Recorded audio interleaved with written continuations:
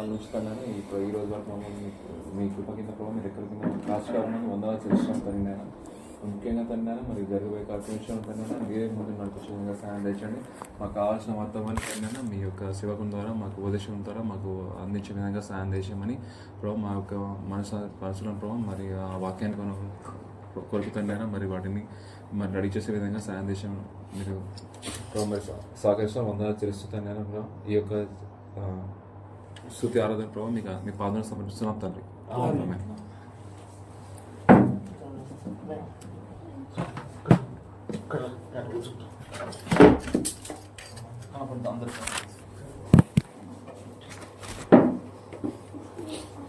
ప్రభునామానికి మహిమ కలుగాక.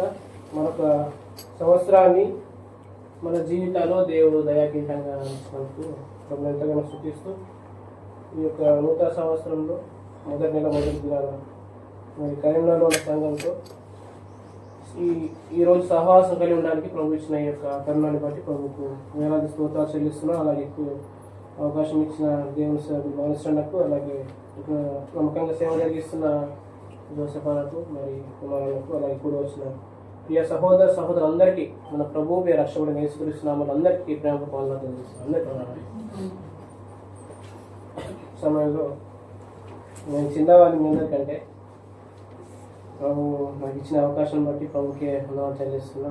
అలాగే దేవుని సేవకులు కూడా వందనాలు తెలియజేస్తూ ఈ సమయంలో పరిశుద్ధ గ్రంథంలో నుంచి ఒక మాట చదువుకుందాం.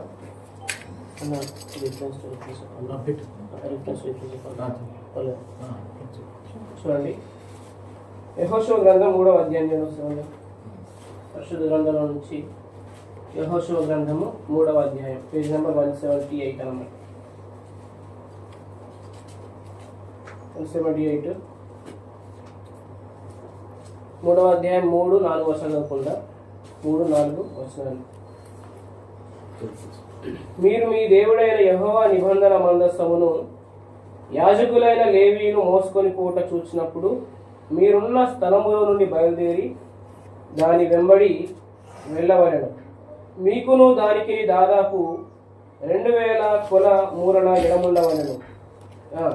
మీరు వెళ్ళు త్రోవ మీరు ఇంతకు ముందుగా వెళ్ళినది కాదు, మీరు దానిని గుర్తుపట్టవలెను గనుక ఆ మందసములకు సమీపంగా మీరు నడవరాదు. 5వ వచనం కూడా, మరియు యెహోషువ రేపు యెహోవా మీ మధ్య అద్భుత కార్యములను చేయును. చిన్న మాట ప్రభు ప్రార్థించి వాక్యానికి వెళ్దాం. కళ్ళు మూసుకున్నట్లయితే ప్రార్థనతో ప్రభు సహాయం కొరకు వేడుకుందాం. పరిశుద్ధులైన మా తండ్రి మీకు వందనాలు స్తోత్రాలు చెల్లిస్తున్నా. మీరు మమ్మల్ని ప్రేమించి నాయన ఇంతవరకు క్షేమంగా కాచి కాపాడి మరొక సంవత్సరంలో అడుగు పెట్టడానికి మీ కృపకే వందనాలు. గడిచిన కాలం అంతా కూడా మా ప్రభు మా తండ్రి మమ్మల్ని పోషించారు, సంరక్షించారు అనేక ఆపదల నుంచి. అలాగే అనేక విషయాల్లో మీరు ఆదరిస్తూ వస్తున్నారు, మీకు వందనాలు చెల్లిస్తున్నాం. మా తండ్రి ఈ నూతన సంవత్సరంలో నాయన మరి మీరు మాతో ఏం మాట్లాడబోతున్నారో నిరీక్షిస్తుండగా మీ పిల్లలుగా చేరవచ్చా. మీరు మాతో మాట్లాడండి, మీ స్వరాన్ని వినిపింపజేయండి. మా తండ్రి మీరే కృప చూపించమని నాయన వాక్షత అనుగ్రహించండి. మీకు సమృద్ధి అయిన ఆత్మ నడిపింపు ద్వారా మీ మాటలు మాత్రమే పలికి కృప అనుగ్రహించండి. వాక్చాతుర్యము తీయని మాటలు జ్ఞానాశ్రమేమి లేకుండా మా ప్రభు యేసుక్రీస్తును మాత్రమే అదుపరిచి కృప అనుగ్రహించమని ఉన్న వారందరూ కూడా తండ్రి చక్కగా అర్థమవులాగునా తేటగా మా తండ్రి మీరే వాక్యాన్ని అందించమని నన్ను మీరు బలపరచమని మా అందరికీ సమృద్ధి అయిన ఆత్మ నడిపింపు అనుగ్రహించమని వందనాలు చెల్లిస్తూ ఈ యొక్క సమయంలో మీకే స్తోత్రాలు చెల్లిస్తూ యేసుక్రీస్తు ప్రభు నామములో వాక్యం ధ్యానిస్తున్న పరమ తండ్రి ఆమేన్.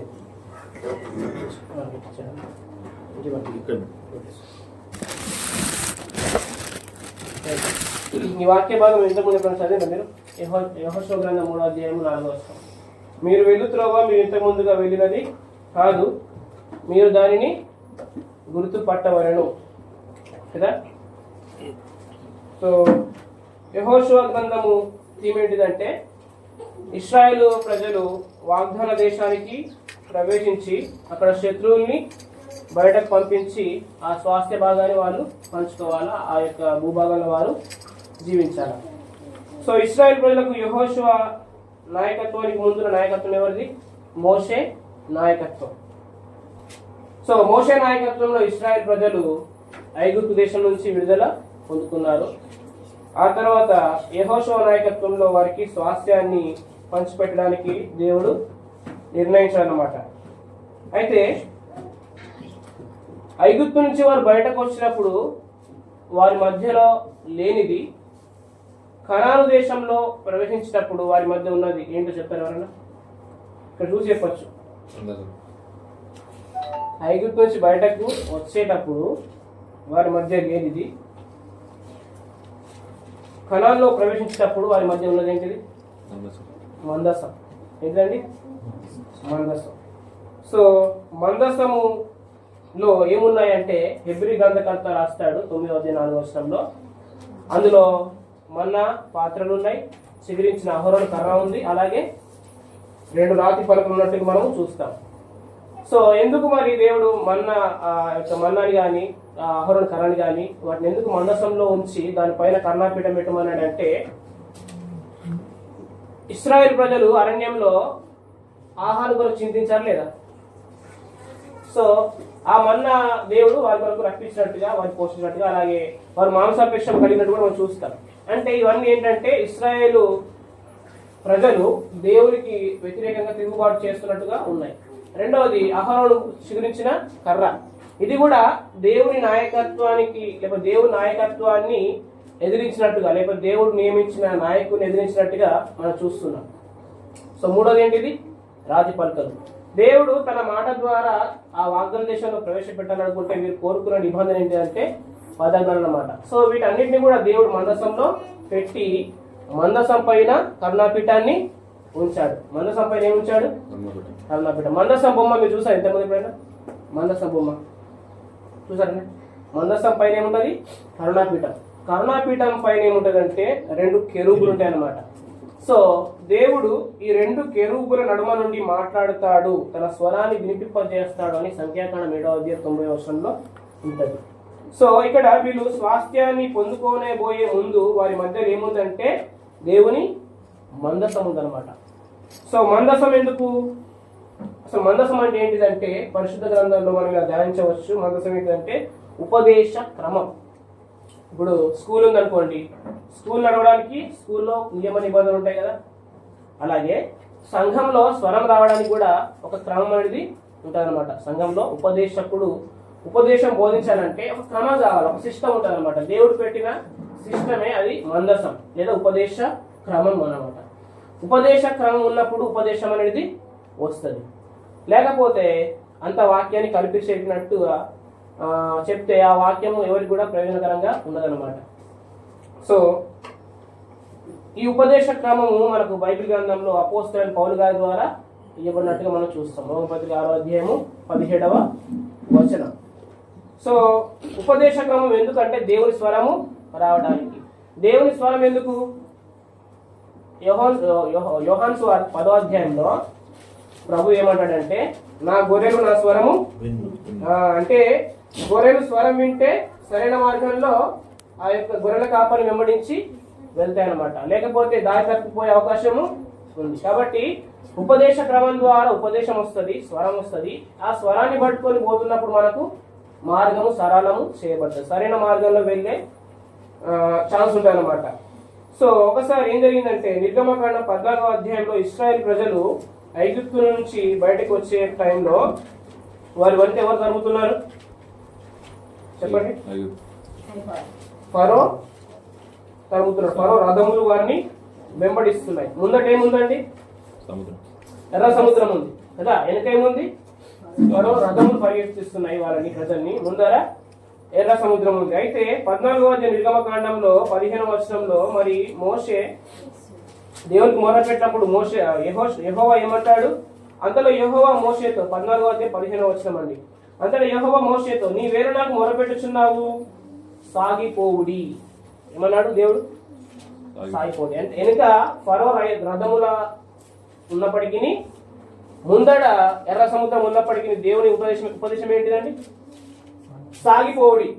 సాగిపోవాలంటే ఏం కావాలి? స్వరం కావాలి. స్వరం కావాలి, అంటే దేవుని మాట కావాలి. దేవుని మాట కావాలంటే ఏం కావాలి? ఒక పద్ధతి ఉంది, దాన్ని ఉపదేశ క్రమము అంటారు. ఇలా చెప్తా వినండి. ఉపదేశ క్రమం ఉంటే ఉపదేశం వస్తుంది, ఉపదేశం వస్తే మనము సాగిపోతాం. అర్థమవుతుందా? సో మనం జీవించాలంటే, మన జీవితంలో మనము ఒక జయకరమైన జీవితాన్ని జీవించాలంటే ఖచ్చితంగా మనము సాగిపోవాలి. దాన్ని బైబిల్లో జీవించాలి అని చెప్తారు. ఏమంటారు? ప్రకటన గ్రంథంలో ఒక మాట ఉంటుందండి, తెలుసా మీకు?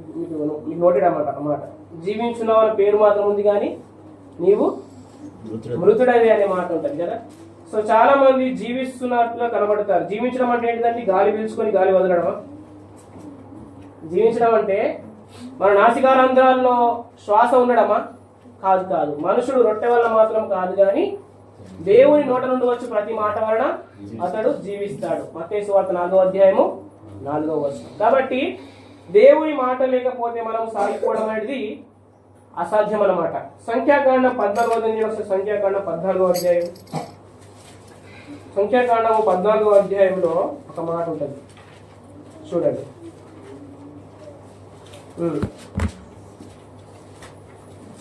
14వ అధ్యాయము 41వ వచనం. అప్పుడు మోషే ఇది ఎలా మీరు యెహోవా మాట మీరు మీర్చున్నారేమి? దేవుని మాట మీరుచున్నారేంటిది? అది కొనసాగుతుందండి. సో దేవుని మాట మీది మనం వెళ్తే అది కొనసాగదు. మన పనులని కూడా అవి వ్యర్థమైపోతాయి. సో సంఘంలో ఉండాల్సింది ఉపదేశ క్రమము. సంఘంలో ఉపదేశ క్రమం ఉంటే ఉపదేశము ఉంటుంది. ఉపదేశం ఉంటే మనం సరైన మార్గాల్లో వెళ్తాం. మరి ఉపదేశం చెప్పేవాళ్ళు ఎవరు? సంఘంలో ఉపదేశం చెప్పేవాళ్ళు ఎవరు? ఆయన ఏమంటాం మనం? ఉపదేశకుడు అనొచ్చు, లేకపోతే వాక్య సేవకుడు అనొచ్చు.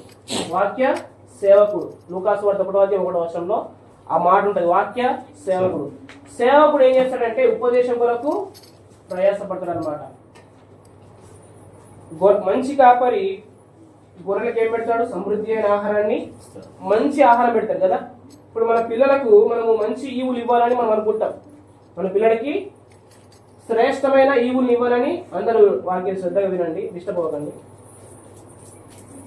మన పిల్లలకి శ్రేష్టమైనది ఇవ్వాలనుకుంటాం కదా. అలాగే మన పరలోకపు తండ్రి కూడా మనకు శ్రేష్టమైనది ఇవ్వాలని ఆశపడతాడు పడడా? ఖచ్చితంగా మన శ్రేష్టమైనది ఇవ్వాలని ఆయన ఆశపడతాడు. మన పిల్లలకి ఎలాగైతే మనకు మంచి పదార్థాలను ఇవ్వాలని ఆశపడతామో, పరలోకపు తండ్రి కూడా మనకు మంచి ఆహారాన్ని భుజింపజేయాలని ఆయన ఇష్టపడుతుంటాడు. సో సంఘంలో సేవకుడు కూడా మనకు ఏ మీద పెట్టాలి, మనం సాగిపోవాలంటే, మనం విజయాన్ని చూడాలంటే మనం ఎలాంటి భోజనం పెట్టాలి వారు అని వాక్య సేవకుడు ఎప్పుడు కూడా ఉపదేశమందు ప్రయాసపడుతూ ఉంటాడు. తిమోతికి రాసిన మొదటి పత్రిక 5వ అధ్యాయం వస్తుంది. మొదటి పత్రిక 5వ అధ్యాయం 17వ వచనం, 92వ పేజీ, కొత్త నిబంధన. బాగుగా పాలన చేయి పెద్దలను విశేషంగా వాక్యమందును ఉపదేశమందును చూడండి. వీళ్ళు ఏం చేస్తారు? విశేషంగా దేని ప్రయాసపడతారండి? వాక్యమందును ఉపదేశమందును. అంటే నీకు ఏ మెసేజ్ చెప్తే నువ్వు సరిగా వెళ్తావో, నీకు ఏ వాక్యం అందితే నువ్వు సరైన మార్గంలో వెళ్తావో, నీకు సరైన ఆహారం లభిస్తుందో, నువ్వు సాగిపోవడానికి, నువ్వు కొనసాగడానికి, నువ్వు జీవించడానికి, నువ్వు జయించడానికి, విజయాన్ని చూడడానికి ఆ ఉపదేశం కొరకు వాక్య సేవకుడు ఏం చేస్తాడంటే విశేషంగా ప్రయాసపడతాడు. అర్థమవుతుందా? నేను 3 విషయాలు చెప్పిన: ఉపదేశ క్రమము, ఉపదేశము, ఉపదేశకుడు. చెప్పండి ఒకసారి. ఉపదేశ క్రమం, ఉపదేశం. ఉపదేశ క్రమము ఉపదేశాన్ని ఇస్తే ఉపదేశము సాగిపోయేలా చేస్తుంది. సాగిపోయేలా చేసేవాడు ఉపదేశకుడు. అర్థమవుతుందా? సో మందసం అంటే ఏంటి? ఉపదేశ క్రమం. సో ఉపదేశ క్రమం ఎరిగిన వాడే, అంటే దేవుని స్వరం ఎలా వస్తుంది అది ఎరిగిన వాడే సరైన ఉపదేశాన్ని చెప్పే ఉపదేశకుడు అన్నమాట. సో మందసంలో మన్నా పాత్రలు, అహరోను చిగురించిన కర్ర, ఇంకా రాతి పలకలు, ఇవి మందసం లోపాలు ఉండాలా అంటే ఏంటిదంటే ఇశ్రాయేలు అవిధేయత అంతా కూడా మందసం లోపల ఉంది. పైన కరుణాపీఠం ఉంది. కరుణాపీఠం మీద ఏముంది అంటే రక్తం ఉంది. ఏముంది? రక్తం ఉంది. ఇప్పుడు పాత నిబంధన కాలంలో ఇశ్రాయేల్ ప్రజలందరూ కూడా, లేకపోతే ఆ కాలంలో ఉన్న ప్రజలందరూ కూడా యేసుక్రీస్తు ప్రభుని అంగీకరించలేదన్నమాట. తన స్వకీయులు కూడా ఆయన అంగీకరించలేదు. సో వాళ్ళు ఏమన్నారంటే, మేము చేసే పనుల ద్వారా, మేము చేసే క్రియల ద్వారా మేము సొంతగా నీతిమంతులం అవుతాం, దేవుని దృష్టికి నీతిమంతులం అవుతామనే ఒక పద్ధతిలో వారు ఉన్నారనమాట. కానీ దావీదు చెప్తాడు, ఏం చెప్తాడంటే, ఉచితంగా నీతిమంతులై, అంటే క్రియలు లేకుండా దేవుడు ఎవరు నీతిమంతులు తీరుస్తాడో అతడు ధన్యుడు అంటాడు. అంటే మనం ఏమాత్రం ఎఫర్ట్ పెట్టకుండా మనం ఉచితంగా నీతిమంతులం అవ్వాలి అనేది దేవుని చిత్తం అన్నమాట. ఇప్పుడు మనం దేవుని బిడ్డలం అవ్వడానికి దేవుని అకౌంట్లో 10 లక్షలు జమ చేసినామా? చేయలేదు కదండి. లేకపోతే పొర్లు దండం పెట్టినామా? ఒక 1000 మెట్లు ఎక్కినామా? ఎలాంటి ప్రయత్నం చేయకుండానే దేవుడు ఉచితంగా తన రక్తం ద్వారా మనల్ని నీతిమంతుడిగా చేశాడు. రోమపత్రిక 4:5 ఏముంటుందంటే, పని చేయక అంటాడు. ఏమంటాడు? అంటే మనం నీతిమంతులం అవడానికి ఎలాంటి పని మనము చేయలేదు. కాబట్టి ఇప్పుడు మనం జీవించడానికి కూడా ఎలాంటి పని చేయాల్సిన అవసరం లేదు. మనం ఏం చేయాలంటే దేవుని మాట వినాలి, సాగిపోవాలి. అర్థమవుతుందా? ఇదే మన పని. దేవుని మాట వినాలి, సాగిపోవాలి. దేవాన్ని నీకోసం ఇలా బ్రతుకుతా అలా బ్రతుకుతా అనే ప్రణాళిక మనం వేసుకోవద్దు. కానీ నువ్వు స్వరం వింటే నువ్వు ఎలా వెళ్ళాలో ప్రభు చెప్తారు అనమాట.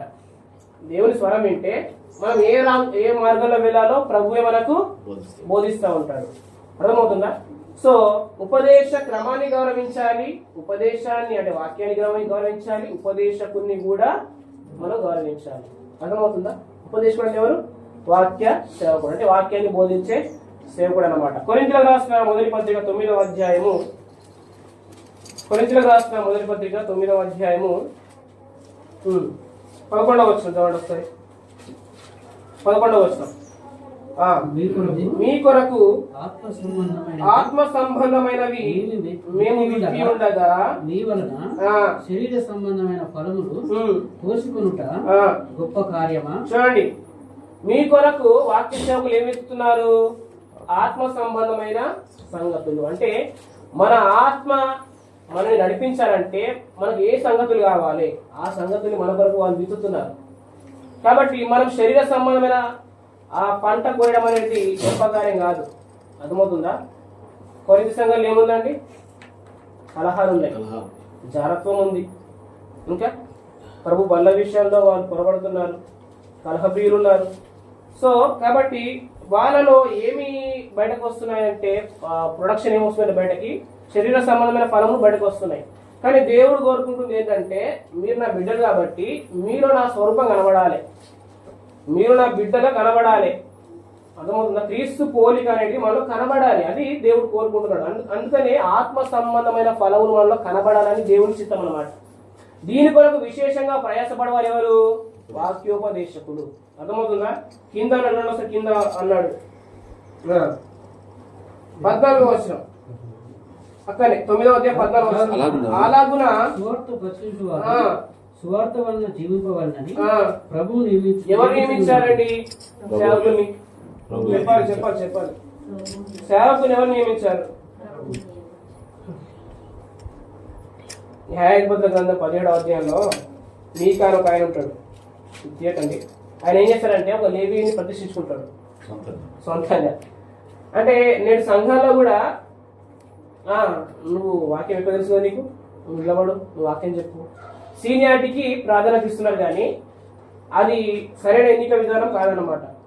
సో దేవుడు నియమించిన ప్రభువు నియామకాన్నే మనం సేవకునిగా మనం గుర్తించాలి. ప్రభు ఎవరినైతే ఎన్నుకుంటాడో, ప్రభు ఎవరినైతే వాడుకుంటాడో వారికి మనము ప్రాధాన్యత ఇవ్వాలి. చిన్న వయసా పెద్ద వయసా అని కాదు. పేతురు వయసులో పెద్దవాడే, పౌలు చిన్నవాడే. కానీ ఎక్కువ పత్రికలు ఎవరు రాసిండ్రు? పౌలు పత్రికలు ఎక్కువ ఉంటాయి కదా. సో కాబట్టి దేవుడు ఎవరిని ఎప్పుడు ఎలా వాడుకుంటాడో చెప్పలేము అనమాట. ఇర్మియా ఏమన్నాడంటే, నేను బాలుని అన్నాడు కదా. సమయలు కూడా బాలుడే. అప్పుడు ప్రధాన యాజకుడుగా ఉన్న ఏలి వృద్ధుడు కదా, మంద దృష్టి గలవాడు. కానీ దేవుని స్వరం ఎవరి దగ్గరికి వచ్చింది? బాలుడైన సమూయేలు దగ్గరికి వచ్చింది. బాలుడైన సమూయేలు దాను మొదలుకొని బెయేర్షెబ వరకు ప్రవక్త స్థిరపరచబడ్డ ఆ కాలంలో. అంటే నేనేం చెప్తున్నానంటే, వయస్సుకు ప్రాధాన్యత ఇవ్వకుండా దేవుడు ఎవరిని వాడుకుంటాడో వాళ్ళని మనము లేపాలి. అర్థమవుతుందా? దేవుని ఆత్మ ఇతనిలో ఉంది అని మనం గుర్తించినప్పుడు, దేవుని సంగతులు ఇతని ద్వారా ప్రత్యక్షం అవుతున్నాయి, లేకపోతే దేవుని మాట పలుకుతున్నాడు అని మనం గుర్తించినప్పుడు అతను మనం ఏం చేయాలి? ప్రోత్సహించి లేపాలి. అంతేగాని వయస్సును బట్టి ఇతనికి ఇంకా పెళ్లి కాలేదు, ఇతనికి ఇంకా ఏం తెలియదు అనే విషయాన్ని మనం అట్లా గమనించకూడదు అనమాట. సో వయస్సుకు ప్రాధాన్యత ఇవ్వకుండా అతని ద్వారా దేవుడు ఏం పలికిస్తున్నాడు, ఇక్కడ ఆత్మ సంబంధమైన ఫలములు విత్తేవాడేనా అని మనం గమనించాలి. అర్థమవుతుందా? సో ఉపదేశ క్రమం ఎంత ఇంపార్టెంటో, ఉపదేశం ఎంత ఇంపార్టెంటో ఉపదేశకుడు కూడా అంతే ఇంపార్టెంట్ అన్నమాట. ఇంకో మాటలు వస్తాయి ఇక్కడ. కొరింథీయులకు రాసిన మొదటి పత్రిక 2వ అధ్యాయము 1 నుంచి కొన్ని వర్షాలు చదువుకుంటాం. 1 నుంచి, సహోదరులారా, నేను మీ యొద్దకు వచ్చినప్పుడు వాక్చాతుర్యంతో గాని ధనాతిశయముతో గాని దేవుని మర్మమును మీకు ప్రకటించుచు వచ్చిన వాడను కాను. నేను యేసుక్రీస్తు అనగా సిలువ వేయబడిన యేసుక్రీస్తును తప్ప మరి దేనిని మీ మధ్య ఎరగకుందునని నిశ్చయించుకుంటుని. ఇప్పుడు ఉపదేశకుడు చెప్పాల్సిన సందేశం ఏంటిది? యేసుక్రీస్తుని గురించి మాత్రమే చెప్పాలి. అర్థమవుతుందా? సిలువ వేయబడిన యేసుక్రీస్తుని గురించి మాత్రమే చెప్పాలి. ఎందుకు అయ్యా మరి యేసుక్రీస్తుని గురించి మాత్రమే చెప్పాలంటే, క్రీస్తే మనకు జీవమై ఉన్నాడు. కొలస్సీ పత్రిక 3వ అధ్యాయం 3వ వచనం. క్రీస్తు ఎవరు? ఇప్పుడు నా జీవం ఎవరు? నా లైఫ్ ఎవరు? నా జీవితాన్ని నిర్వహించవలసిన వ్యక్తి ఎవరు? నా జీవితంలో గొప్ప కార్యం చేయవలసిన వ్యక్తి ఎవరు? నా జీవితంలో అద్భుతాలు చేయాలంటే ఎవరి వల్ల సాధ్యమవుతుంది అంటే యేసుక్రీస్తు ద్వారా మాత్రమే సాధ్యమవుతుంది, సేవకుల ద్వారా కాదనమాట. అర్థమవుతుందా? సో యేసుక్రీస్తుని మన కన్నుల ముందర సిలువ వేయబడ్డ వాడినట్టుగా ఆయన నా కొరకే చనిపోయాడని డిస్ప్లే ఎవరికి చూపిస్తారో ఆ సేవకుడు మాత్రమే సరైన ఉపదేశకుడు. అతనిలో వాక్చాతుర్యం ఉండదు, అతనిలో తీయని మాటలు ఉండవు, అతనిలో జ్ఞానాతిశయం ఉండదు. అర్థమవుతుందా? జ్ఞానం ఏం చేస్తుందండి? ఉప్పొంగ చేస్తుంది. మన జ్ఞానము ఉప్పొంగ చేస్తుంది, కానీ దైవ జ్ఞానము సరైన మార్గంలో నడిపిస్తుంది అనమాట. అర్థమవుతుందా? సో ఆ దైవ జ్ఞానం ఎవరంటే యేసుక్రీస్తే. అర్థమవుతుందా? బుద్ధి జ్ఞానంలో సర్వసంపదలు అంటే యేసుక్రీస్తులో ఉన్నాయి. కాబట్టి యేసుక్రీస్తుని గురించి చెప్పే సేవకుడు, యేసుక్రీస్తులో ఉన్న జీవితాన్ని, ఆ అద్భుతమైన జీవితాన్ని చెప్పే సేవకుడే సరైన ఉపదేశకుడు. ఆ ఉపదేశకుడు ఏం చేస్తాడంటే సత్యవాక్యాన్ని సరిగా డివైడ్ చేసి మనకు చెప్తాడు. అర్థమవుతుందా? ఏది మంచి, ఏది చెడు, లేకపోతే ఏది మనం చేయాల్సిన పని, ఏది ముగించాల్సిన పని, ఏది పాత బట్ట, ఏది కొత్త గుడ్డ, ఏది పాత తిత్తులు, ఏది కొత్త ద్రాక్షరసం అని సరిగా వాక్యాన్ని డివైడ్ చేసి చెప్తాడనమాట. అర్థమవుతుందా? లేవీకాండం 10వ అధ్యాయంలో 10వ వచనంలో ఏముంటుందంటే, యాజకుడు ప్రతిష్ఠితమైన దాన్ని లౌకికమైన దానితో వేరు చేయాలి. అంటే సత్యవాక్యాన్ని సరిగా విభజించాలి. కలిపి చెరిపితే విశ్వాసు కలవరపరచబడే అవకాశం ఉంటుంది, విశ్వాసు సరైన త్రోవలో వెళ్ళే అవకాశము ఉండదన్నమాట. నా మాట మీకు అర్థమవుతున్నాయి? క్లియర్ ఉందా నా భాష? కాదు, మరి మీరు సైలెంట్ ఉన్నారైతే నాకు డౌట్ వస్తుంది.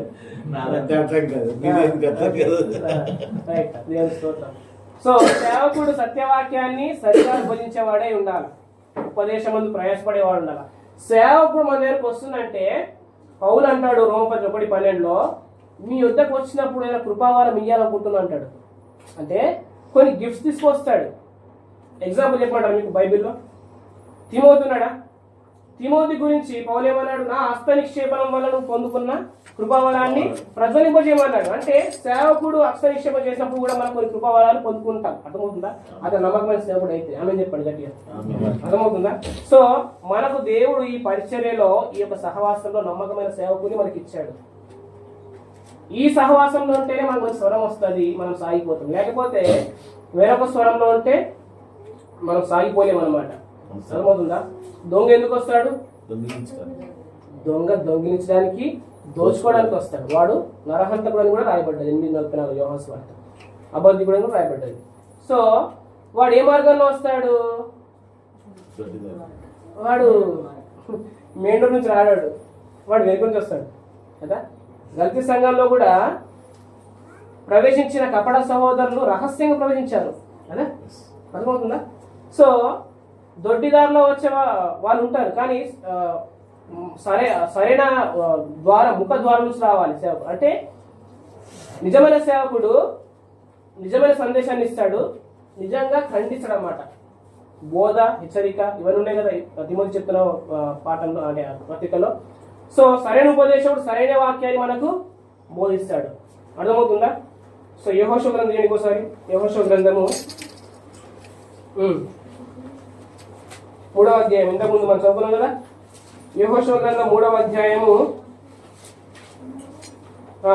మీరు వెళ్ళు త్రోవ మీరు ఇంతకుముందు వెళ్ళినది కాదు, మీరు దాన్ని గుర్తుపట్టవలెను. సో వాళ్ళు ఇంతకుముందు వచ్చిన ప్రయాణం ఏంటిది? ఎర్ర సముద్రాన్ని దాటాడు. అక్కడ మళ్ళీ తర్వాత అరణ్యంలో సంచరించారు 38 సంవత్సరాలు, 40 సంవత్సరాలు వాళ్ళు ఎక్కడ సంచరించారండి? అరణ్యంలో సంచరించినప్పుడు వాళ్ళు తిన్న ఆహారం ఏంటిది? మన్నా. మన్నా దేవదూతల ఆహారం కదా. అది ఎక్కడి నుంచి వచ్చింది? పరలోకం నుంచేనా? కాదా? కాదండి. యోహాను సువార్త ఏడు వస్తాయి, యోహాను సువార్త 7వ అధ్యాయం 7 వస్తాయి.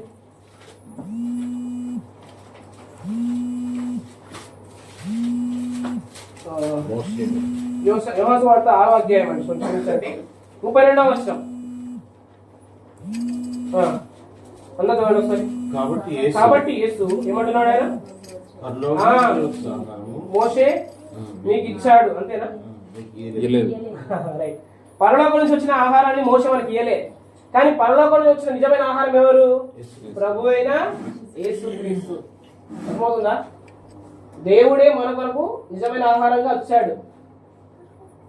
నేనిచ్చు నీళ్లు త్రాగువాడు ఎన్నడిగిని దప్పికొనడు. ఎవరితోటి? కదా.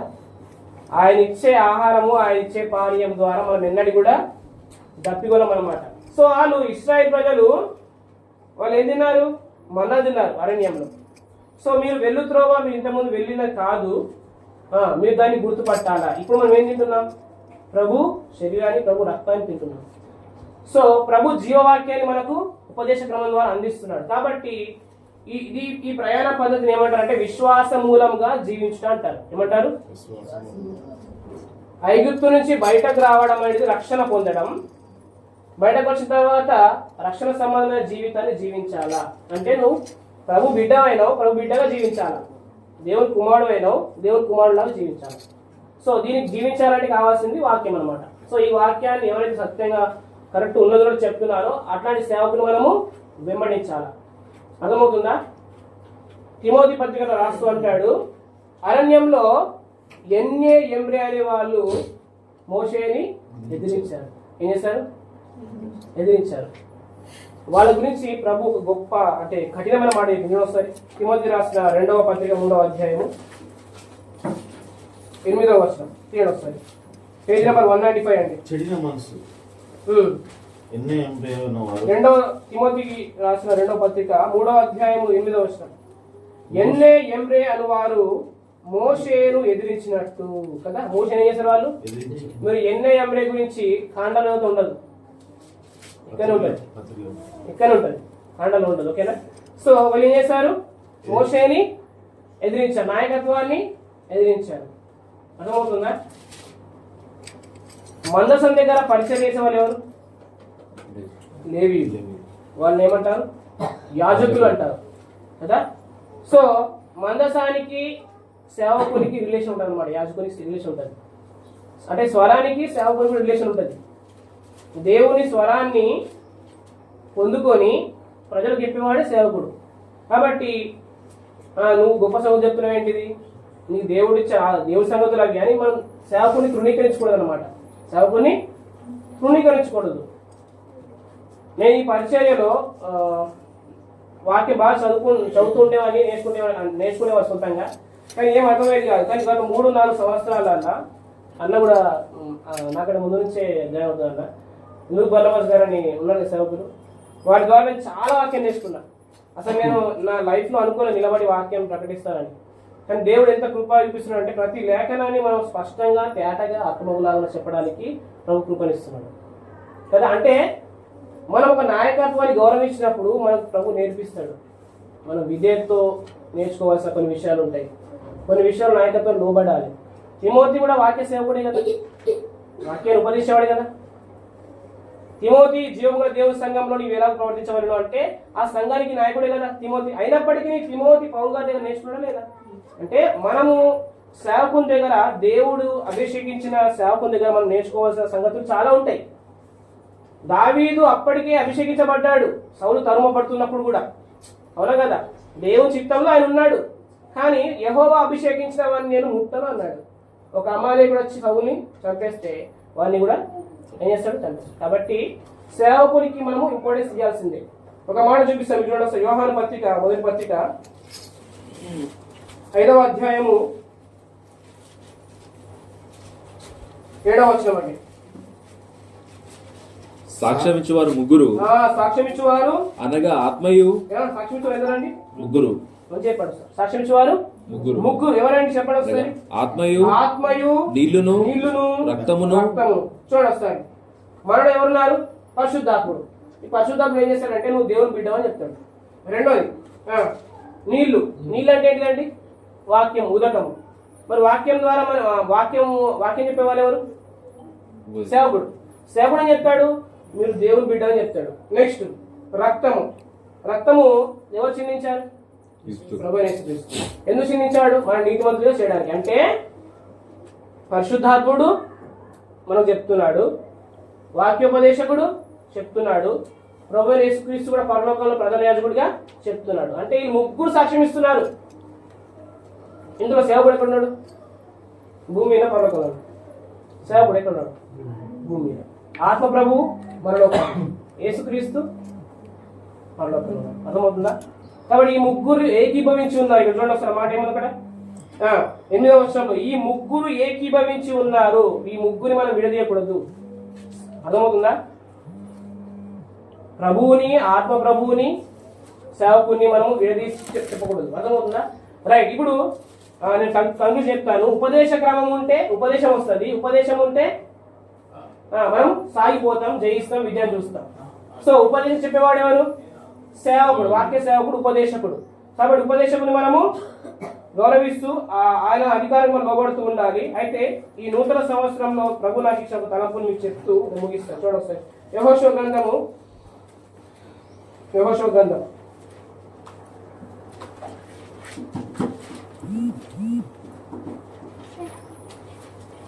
లేదా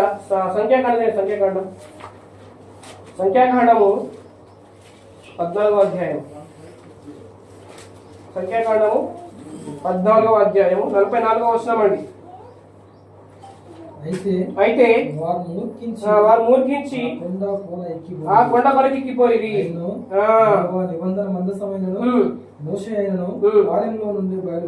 చూడండి. ఇక్కడ ప్రజలు దేవుని స్వరానికి లెక్క చేయకుండా, సేవకుని లెక్క చేయకుండా ముందుకెళ్తున్నారు. ఇక్కడ మందసం నుంచి ఏమొస్తుందని చెప్పిన, దేవుని స్వరం వస్తుందని చెప్పిన. మోషే అంటే ఎవరు ఇక్కడ? నాయకుడు. అంటే మందసం కదలకుండా, మోషే అనే నాయకుడు కదలకుండా వీరు ముందుకెక్కితే వీరు ఏమైనరు? 45వ వచనంలో హోర్మా వరకు తరమబడి హతం చేయబడ్డారు. అంటే స్వరం రానప్పుడు ముందుకెళ్ళినా ప్రమాదమే, సేవకుడి నాయకత్వం లోబడకపోయినా ప్రమాదమే. మేఘం కదిలితేనే వీరు కదలాల, మేఘం కదలకపోయినా వీరు కదలకూడదు అనమాట. అర్థమవుతుందా? కాబట్టి ఈ ఉపదేశ క్రమాన్ని, ఉపదేశకుని మనం సన్మానించాలి. సో ఒక మాట చూపిస్తాను చూడండి ఒకసారి. యెహోషువ గ్రంథము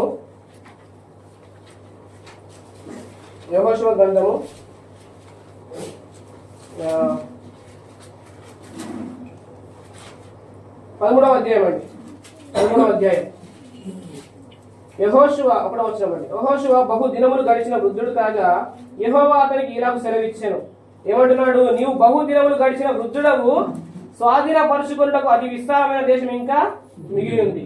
ఈ సంవత్సరంలో మీరు అనుకోండి, స్వాధీనపరచుకోవడానికి, పొందుకోవడానికి ఇంకా విస్తారమైన దేశం మనకు ముందుంది.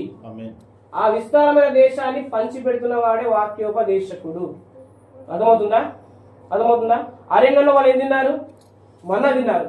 ఆ తర్వాత ఏం తిన్నారో చూడండి ఒకసారి. యెహోషువ గ్రంథంలోనే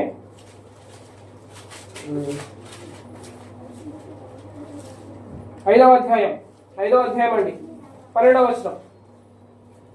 మరునాడు వారు ఈ దేశ పంటను తినుచుండగా మన్నా మానిపోయాను. అటు తర్వాత ఇశ్రాయేలులకు మన్నా దొరకకపోయాను. ఆ సంవత్సరంలో వారు ఏం తింటున్నారు? కనాను దేశ పంట. కనాన్ అంటే ఏంటిది? స్వాస్థ్యమైన పంట. అర్థమవుతుందా? కనాన్ ఏంటిది? అంటే నీకు రావాల్సిన భాగం, నాకు రావాల్సిన భాగం ఆ దేశంలో. ఆ లైఫ్లో క్రీస్తులో జీవితంలో నీకు ఏ భాగం రావాలో ఆ భాగాన్ని ఎప్పుడు తింటున్నారు? ఎప్పుడు తింటున్నారు? ఎక్కడ నుంచి అక్కడ ఉంది. ఎప్పుడు తింటున్నారు? 12వ వచనంలో చివర ఆ సంవత్సరమున ఎప్పుడు తింటున్నారు? ఆ సంవత్సరమున.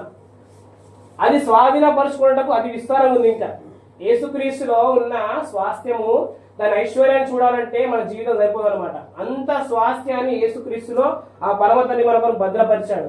దాన్ని తెలుసుకోవడానికి పరిశుద్ధాత్మను ఇచ్చాడు. దాంట్లో ప్రవేశపెట్టడానికి నాయకుని ఇచ్చాడు.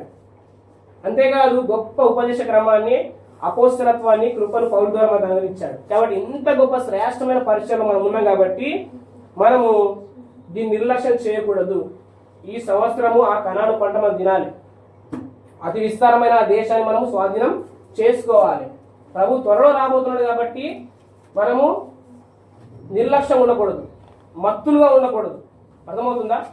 మత్తులుగా ఉంటే ప్రమాదమే, నిర్లక్ష్యం కూడా ఉండకూడదు. కాబట్టి సేవకుల ద్వారా ఎప్పుడు కూడిక పెట్టినా మనం రావాలి, వాక్యాన్ని వినాలి, నేర్చుకోవాలి. అర్థమవుతుందా? లోకంలో విస్తారమైన పాపం జరుగుతుంది. మనము పాపంకి దూరంగా, ఆ భ్రష్టత్వం దూరంగా మనము ఒక నూతనమైన జీవితం జీవించడానికి దేవుడు గొప్ప ఏర్పాటు. ఆ ఏర్పాటే సంఘం. ఈ సంఘ వ్యవస్థ చాలా ఇంపార్టెంట్ అన్నమాట. ప్రపంచంలో ఏ సంస్థ అయినా కానీ అప్స్ అండ్ డౌన్స్ ఉంటాయి. అంటే ఏంటిది? ఆ సంస్థ పడిపోవచ్చు, లేవచ్చు. కానీ సంఘం అనేది ఎప్పుడు కూడా పడిపోయేది కాదు. మోస్ట్ సక్సెస్ఫుల్ ఆర్గనైజేషన్ అన్నమాట సంఘం. ఈ సంఘం ద్వారా ప్రభువు తన ఐశ్వర్యాన్ని పంచిపెడుతున్నాడు. అర్థమవుతుందా? రూతు గ్రంథంలో బోయాజు ఎలిమెలెకు వంశపాడే కదా. అతని గురించి రాయబడిన వాక్యం ఏంటంటే అతడు మిక్కిలి ఆస్తిపరుడు. బోయాజు ఎవరికి ముంగుర్తిగా ఉన్నాడంటే ప్రభు యేసుక్రీస్తుకి ముంగుర్తిగా ఉన్నాడు. ఈ బోయాజు ఎవరిని స్వతంత్రించుకున్నాడు? రూతును. రూత్ ఎవరు? అన్యజాతి స్త్రీ, మోయాబురాలు.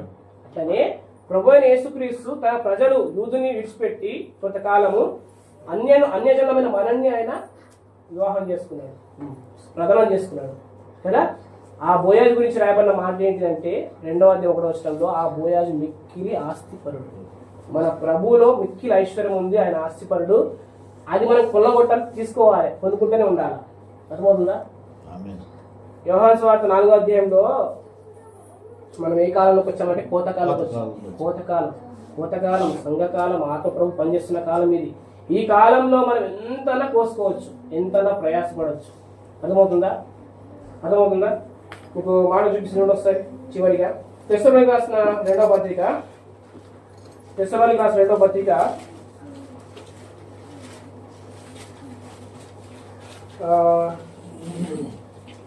1వ అధ్యాయము 11వ వచనం. అందువలన మన దేవుని యొక్క ప్రభు అయిన యేసుక్రీస్తు యొక్క కృప చొప్పున మీ యందు మన ప్రభు అయిన యేసు నామమును ఆయన యందు మీరును మహిమ నొందునట్లు మేలు చేయవలనని మీలో కలుగు ప్రతి ఆలోచనను విశ్వాసయుక్తమైన ప్రతి కార్యమును బలముతో సంపూర్ణము చేయొచ్చు. మేలు చేయాలనే ఆలోచన ప్రభువు గుర్తిస్తాడు. నెక్స్ట్ విశ్వాసమైన ప్రతి కార్యాన్ని బలంతో సంపూర్ణం చేసే విధంగా కూడా ఆయన మనకు కృప చూపిస్తాడు. అంటే మన దగ్గరికి వస్తే ఒక ఆలోచన వస్తుంది ప్రభు కొరకు పని చేయాలని. ఆ విశ్వాసయుక్తమైన ఆలోచన ప్రభు ఖచ్చితంగా మన ద్వారా జరిగిస్తాడు అనమాట. ఈ సంవత్సరం నేను ఏం చేయాలి అంటే మీరు ప్రభు దగ్గర వేడుకుంటే ప్రభు కొన్ని తలంపులు ఇస్తాడు. ఆ తలంపుల్ని ప్రొసీడ్ అవ్వండి. ప్రొసీడ్ అయితే ఖచ్చితంగా చేస్తాడు, ఆయన బలముతో సంపూర్తి చేస్తాడు. అర్థమవుతుందా? సో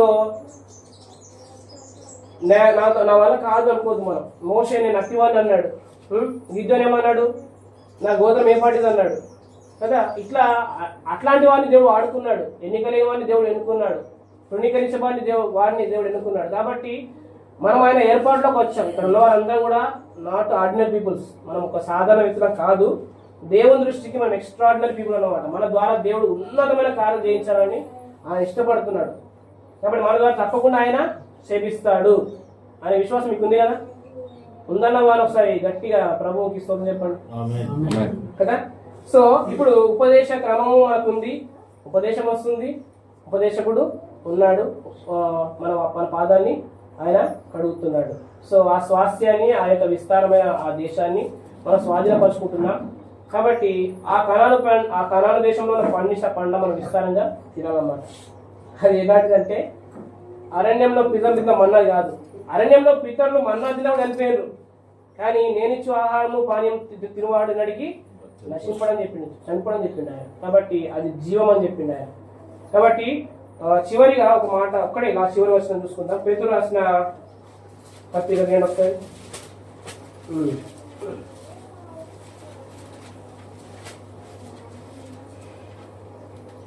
2వ పత్రిక అండి, 1వ అధ్యాయము. పేతురు గారు రాసిన 2వ పత్రిక 1వ అధ్యాయము 11వ వచనం 10-11 అండి. అందువలన సహోదరులారా పిలుపును ఏర్పాటును నిశ్చయము చేసుకున్నటకు మరీ జాగ్రత్త. రైట్. ఎందుకు పిలిచాడు, ఎందుకు ఏర్పాట్లు తీసుకొచ్చాడు, అది నిశ్చయం చేసుకోవాలి. అర్థమవుతుందా అమ్మ? వినండి అయ్యా, వినండి.